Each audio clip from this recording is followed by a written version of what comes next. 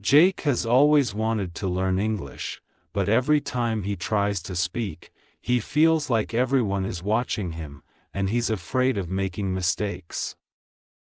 His best friend, Tom, always tells him, "You don't have to be perfect, you just have to try."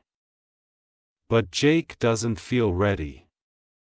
In school, he avoids speaking in English class, and when a tourist asks him for directions on the street, he just points with his hand, too nervous to say anything. One day, Tom decides to give him a push. Without telling him, he signs Jake up for an English speech competition. When Jake finds out, he panics.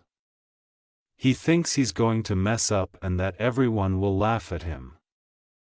Tom winks at him and says he has 2 weeks to prepare, and that he might just surprise everyone. At first, Jake feels overwhelmed. He doesn't know where to start. But with Tom's support, he begins to practice.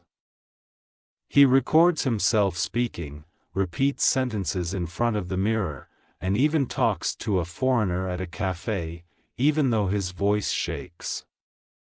Little by little, his confidence grows.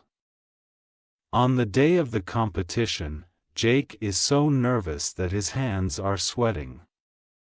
When he steps onto the stage and sees the audience, his mind goes blank. But then he remembers something: I don't have to be perfect.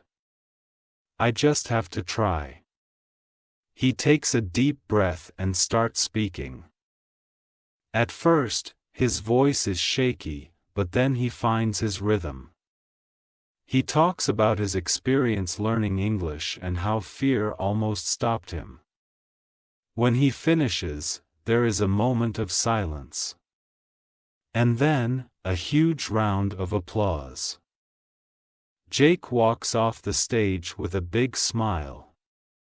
He doesn't know if he will win the competition, but at that moment, it doesn't matter. He has conquered his biggest fear. And that, to him, is already a huge victory.